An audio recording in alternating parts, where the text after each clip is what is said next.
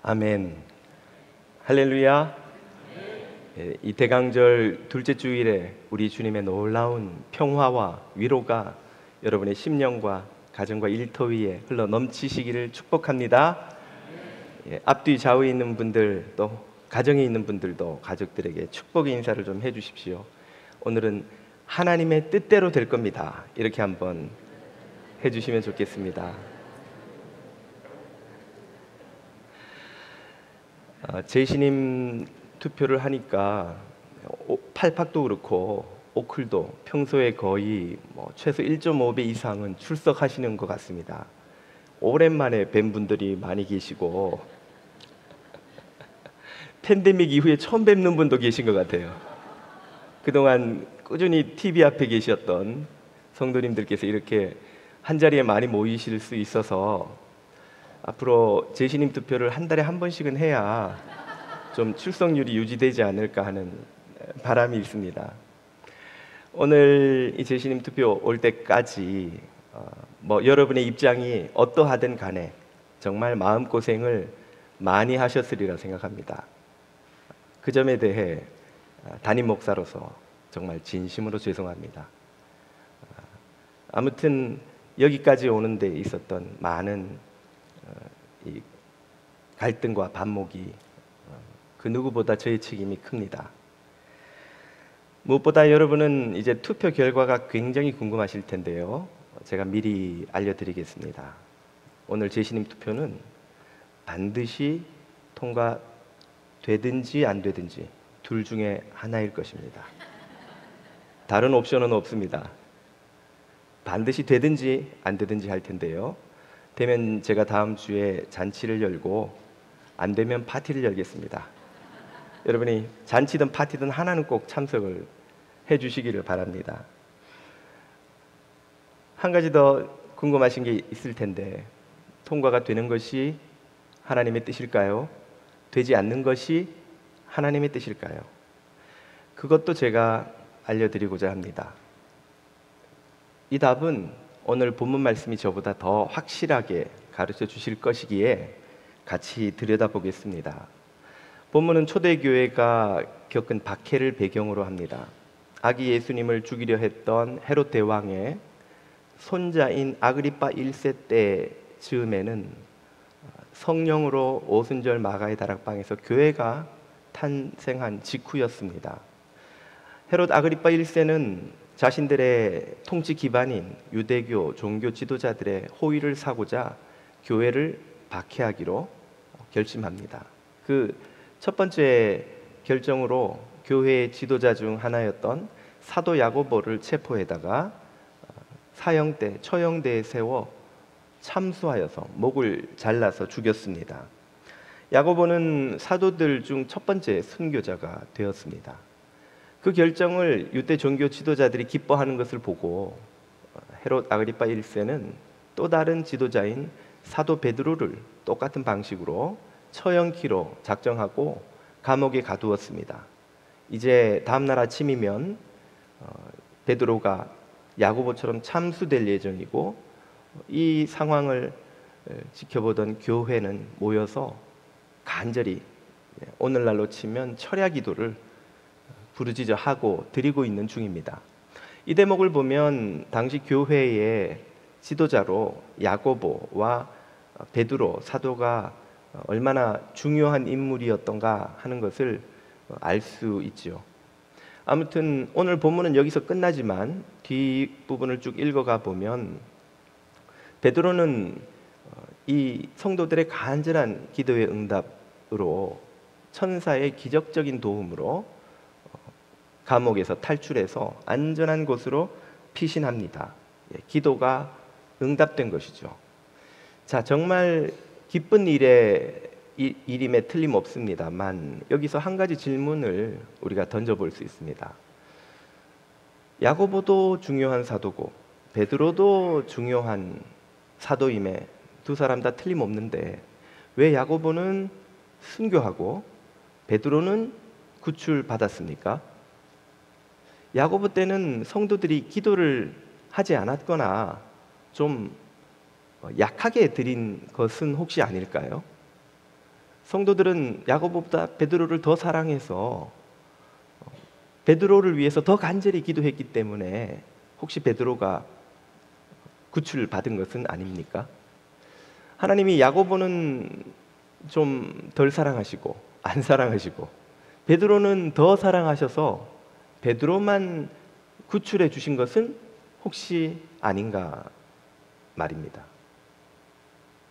인간적으로 보면 야고보는 일찍 순교했으니 불행한 사람이요 실패한 사람이고, 베드로는 구출받았으니 운이 좋은 사람이고 또 성공한 사람이라고 볼 수 있지 않을까요? 도대체 왜 야고보와 베드로의 운명이 이렇게 갈린 것일까요? 그 답은 다른 무엇도 아닌 두 사람에게 하나님이 주신 다른 사명 때문입니다. 야고보가 옥에 갇혔을 때 교회가 기도 안 했을 리가 없고, 야고보를 위해서는 베드로를 위해 했던 것보다 적게 가볍게 했을 리도 없고, 하나님이 야고보는 안 사랑하고 베드로만 사랑했기 때문에 베드로만 구해 주셨고 야고보는 내버려 두셨을 리도 없습니다. 그런데 왜 야고보는 그만 순교로 끝나고 베드로는 살아서 안전한 곳으로 피신할 수 있었던 것입니까? 하나님이 두 사람에게 서로 다른 사명을 맡기셨기 때문입니다.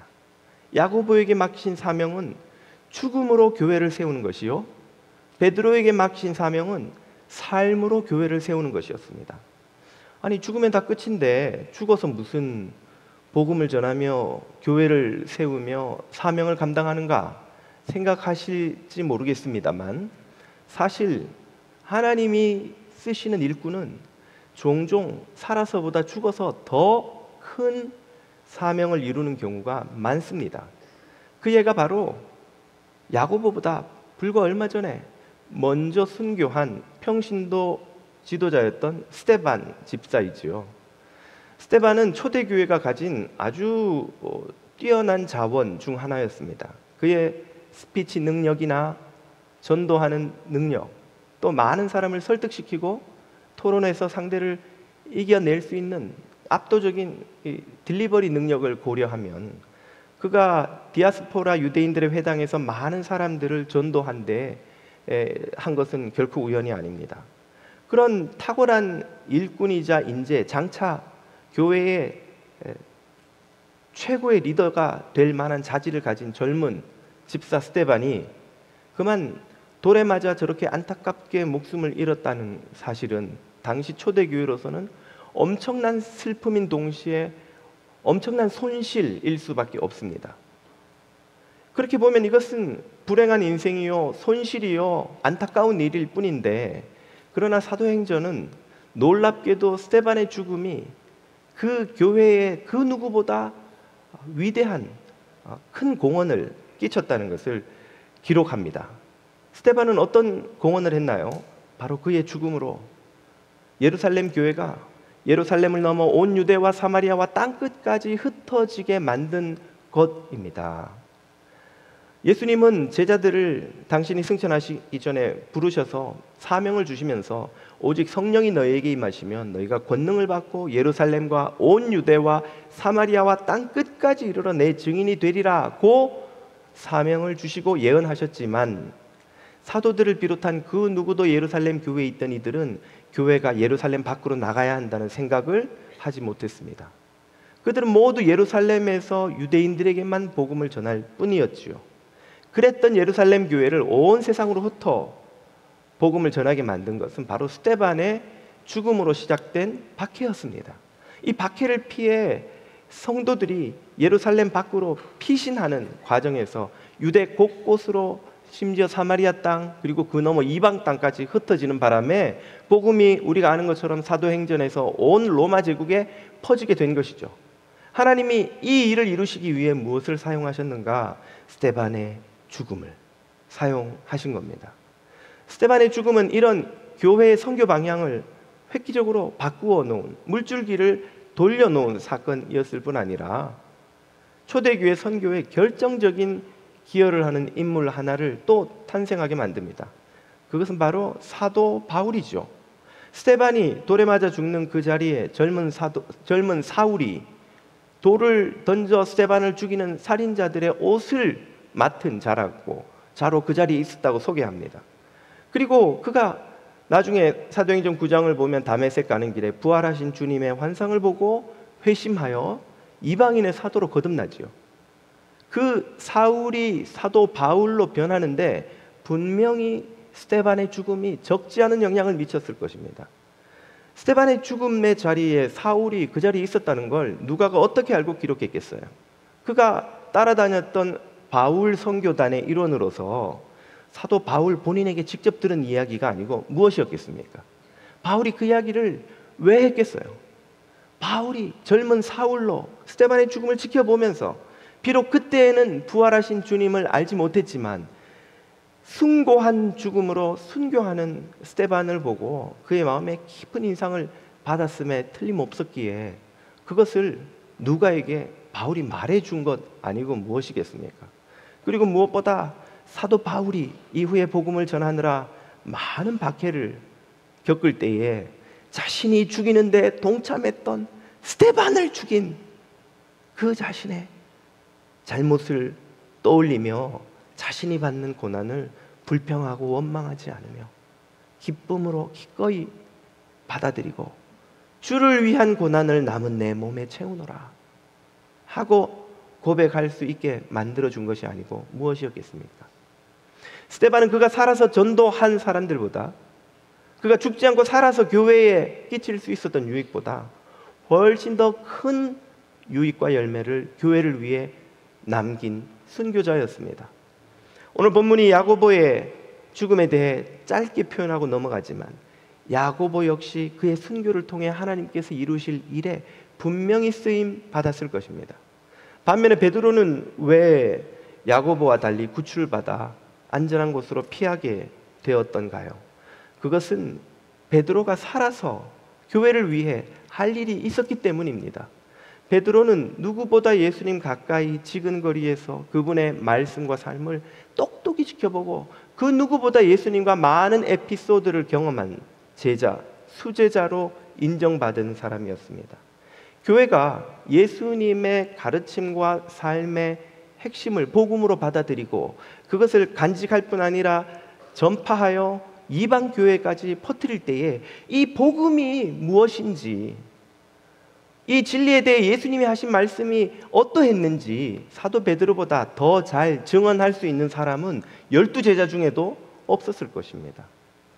베드로의 그런 중요한 역할이 필요했기에 주님은 베드로를 건져내셔서 안전한 곳으로 피신케 하시고 예루살렘 교회가 흩어진 모든 이방 교회의 어머니 교회로서 또 모든 교회의 주춧돌이 되는 깃틀이 되는 교회로서 설 수 있도록 사용하셨던 것이죠. 그래서 야고보는 AD 44년경에 일찍 순교했지만 베드로는 65년경에 로마에서 순교할 때까지 야고보다 20년을 더 살았습니다. 여러분에게 아마 야고보의 사명이 좋으세요? 베드로의 사명이 좋으세요? 선택하라시면 아마 열이면 열 일단은 베드로를 선택하시겠죠.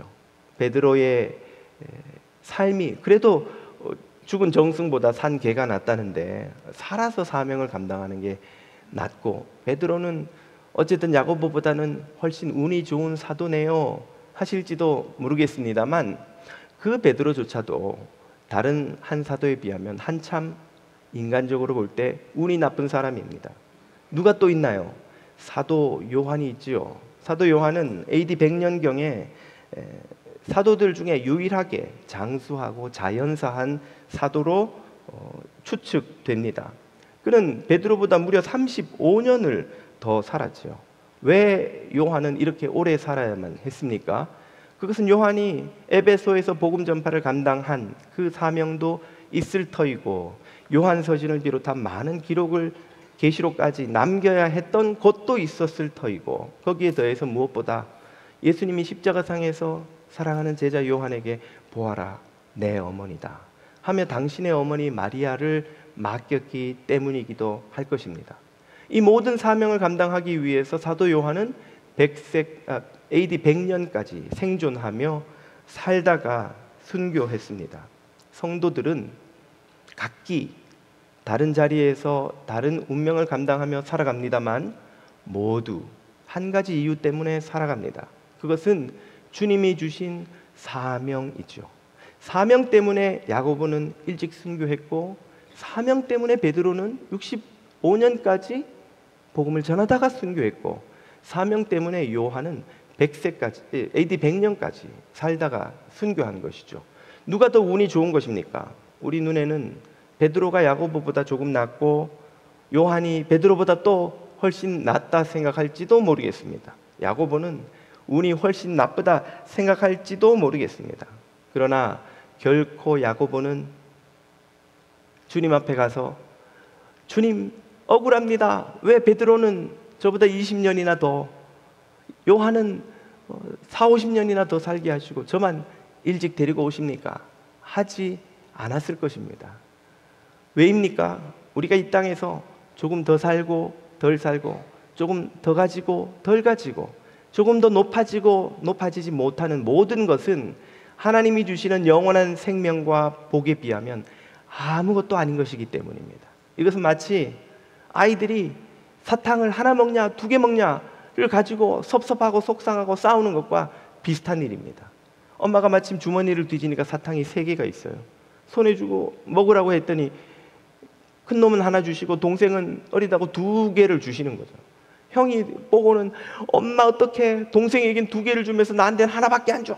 그리고 막 속이 상해서 울고 막 뒤로 넘어가죠. 엄마가 볼 때 얼마나 안타깝겠습니까?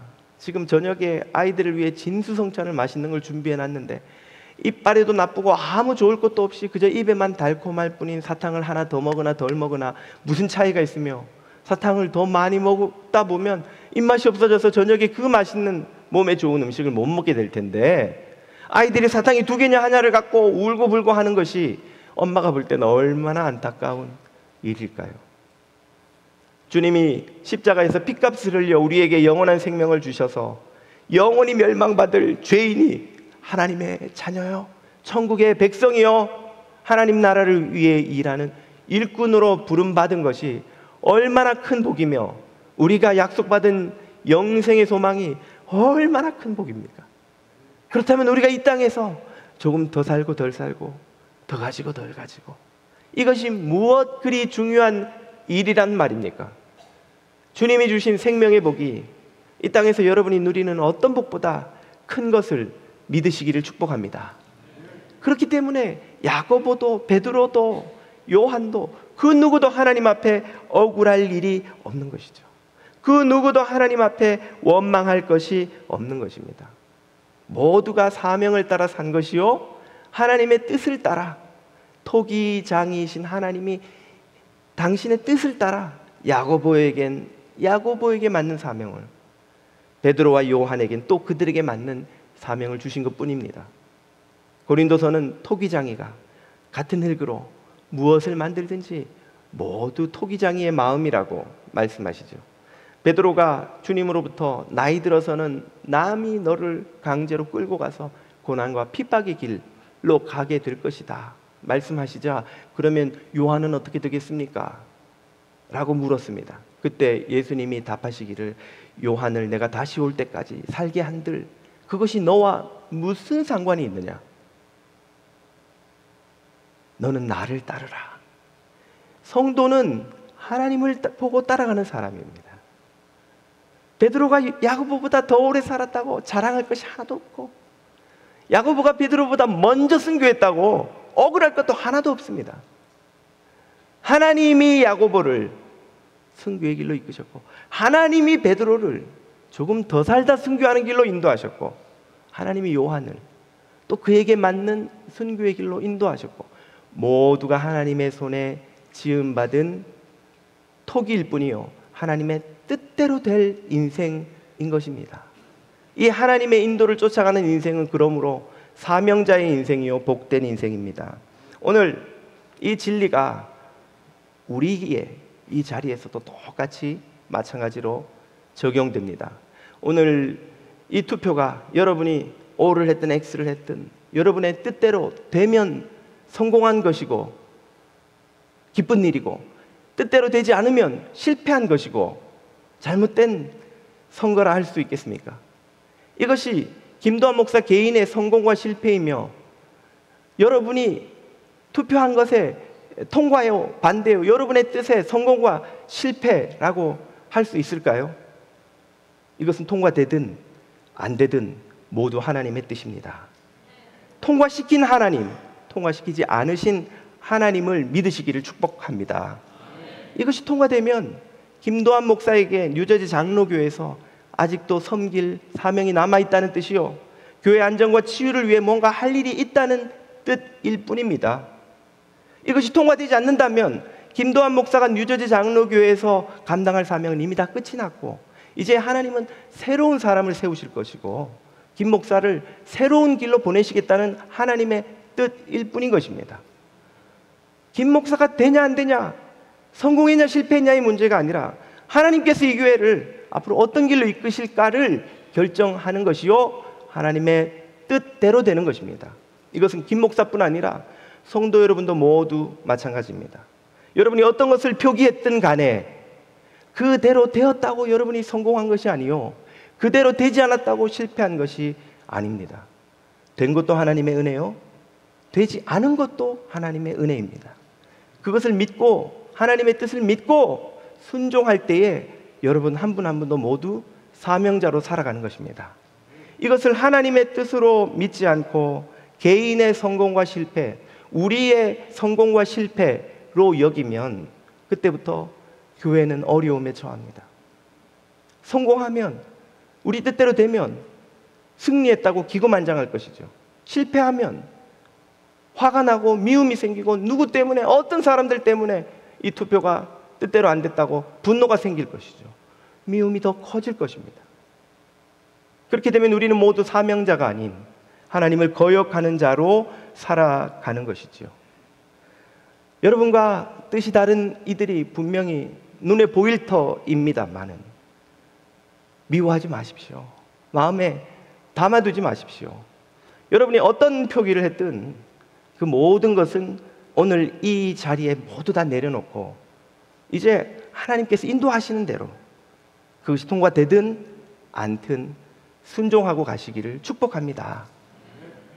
어느 교우께서 이름만 되면 알만한, 우리보다 먼저 이런 분규를 겪었던 어느 교회의 중직자를 만나셨답니다. 일터에서. 그분 말씀이, 우리도 그때 우리 교회 말씀을 듣고는 죽자고 싸웠는데 뭐 때문에 싸웠는지 기억이 잘 안 나. 왜 그랬나 몰라. 그러시더라는 거예요. 여러분, 우리도 얼마 지나지 않으면 그때 왜 그랬지? 왜 우리는 죽자고 찬성하고 반대하고 했지? 그 생각이 날 터이고, 무엇보다 주님 앞에 서는 날 우리가 그때 왜 그랬을까 하는 생각이 틀림없이 날 겁니다. 우리는 모두 하나님의 나라에 함께 들어갈 주의 자녀들인 줄로 믿습니다. 어떤 생각, 판단을 가지고 지금까지 왔든 이제는 다 내려놓으시고 하나님께서 우리를 인도하시는 길로 가기를 축복합니다. 그럴 때 우리는 사명자로 사는 것이요, 주께서 무엇을 하시든 어디로 이끄시든 어떤 운명을 우리에게 주시든 아멘하며 쫓아갈 수 있는 일꾼이 되는 것이죠. 이것이야말로 바로 사도 바울이 스데반을 죽이는 데 동참했던 그 죄값을, 그 자신이 당하는 모든 고난을 기꺼이 감당함으로 갚으려 했던 사도 바울이 주님 앞에 드린 고백입니다. 빌립보서 1장을 보십시오. 나의 간절한 기대와 소망이 여기 있으니